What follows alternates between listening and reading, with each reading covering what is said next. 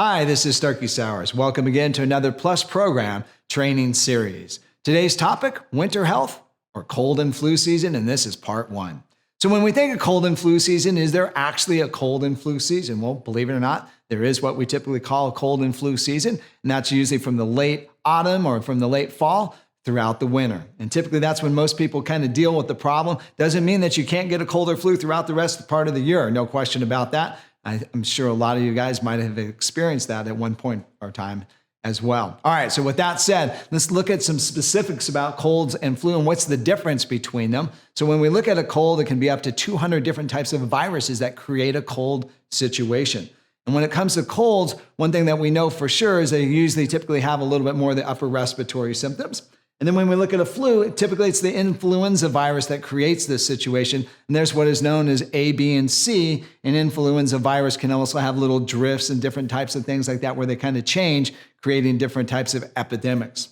So let's look a little bit closer at some of the symptoms. When we look at these symptoms, what we'll notice is a couple of things that are really significant here. When it comes to a cold, one of the things I always like to think of is we can work through a cold, but we can't work through a flu. So what does that mean? So looking at the cold and flu symptoms or the cold symptoms, we know they're upper respiratory symptoms such as sneeziness, watery eyes, maybe cough, sore throat, things of that nature. So on that upper respiratory symptoms that kind of prevail when we call like a cold symptom.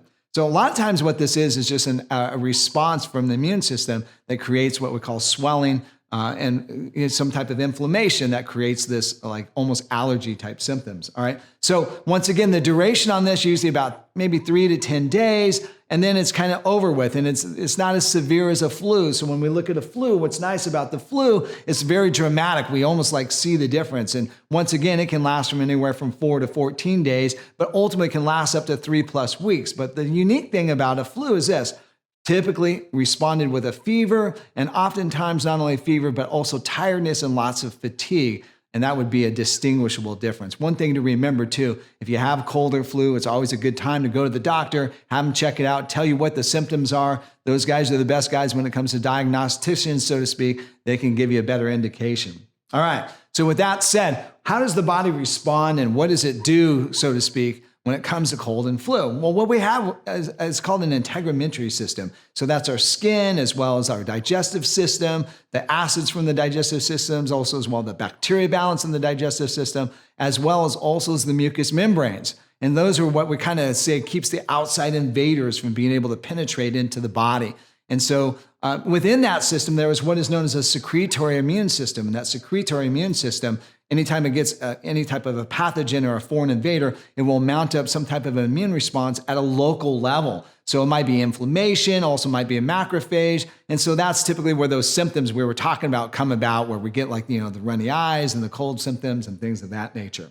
All right, the other thing, especially when it comes to a flu, is one of those pathogens that maybe invades all the way into the system, such as a flu, then the body has to do what is known as a systemic response or a humoral immunity response. And so what that means is this, it's going to mount up like an immune complex or maybe a complex of a bunch of different things and go after it and kill it. So a couple different ways it'll deal with it, but ultimately the result is back to health. So what can we do when it comes to ourselves as far as helping prevention of colds and flus? And so one of the things that I like to do is just kind of lay out a real simple foundation. Number one on the list is you got to eat good foods. If you're eating junk foods, you can definitely create a situation where the immune system's weakened or maybe just presents what we call a little bit more opportunity for some type of infection to take place.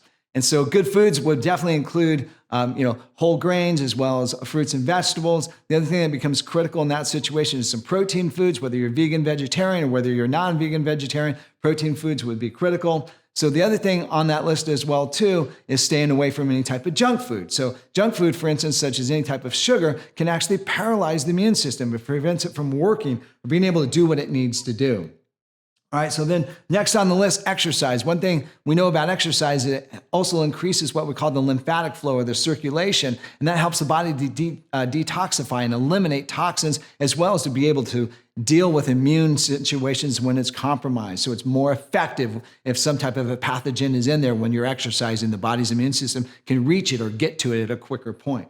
The other thing, hydration. Hydration becomes a critical factor. We've got to have hydration when it comes to the right amount of moisture, so to speak, becomes a great factor And so those three things probably on the top of the list. The other thing is stress. One thing we know about stress is when you're under a lot of stress, it can really wreak havoc on the immune system and just weaken it. So those things are definitely the forefront things when we look at keeping your body healthy. All right, so there's also specific nutrients that you want to make sure that you're getting. For instance, vitamin A is necessary specifically for helping with a healthy mucous membrane system. Is also needed for manufacturing of different types of immune complexes. Vitamin C when it comes to white blood cells and what we call the T cells and all those things that fight. Vitamin C is an absolute integral ingredient for the body to make those substances as well too. The other thing what we look at is vitamin D. Vitamin D helps with the sensitivity of the immune system. So in case there's some type of a pathogen that's come in, or maybe some type of a cell that's infected, vitamin D helps the immune system be able to recognize those pathogens or recognize those cells that have gone what we call array, or maybe just starting to become more of a viral producer. So then finally, selenium, a great nutrient, helps with immune response and helps to build the immune system. So when we think of those particular substances, we can also look at maybe some of the things that are real popular that have been used nutrient-wise out there for a long period of time. And so let's look at vitamin C. We think of Dr. Linus Pauling. For years, he wrote the book Vitamin C and the Common Cold and Flu, and kind of propagated the idea that vitamin C would maybe cure the cold or the flu. One thing we know for sure is vitamin C, especially in doses of like 1,000 to 2,000 milligrams a day, reduces the severity and the symptoms of cold and flu. It doesn't necessarily eliminate it or get rid of it. It reduces the severity and the symptoms. All right, so that would be a great thing to adjunct your program with. The other thing is zinc.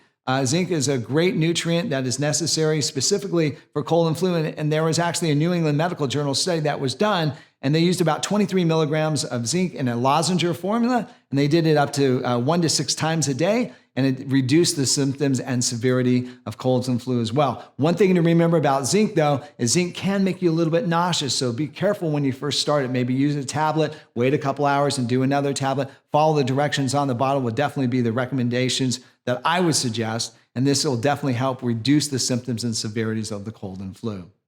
So that wraps it up for this session. So look for another part 2 on winter health and colds and flus. This is Starkie Sowers thanking you for watching another Plus Program training series.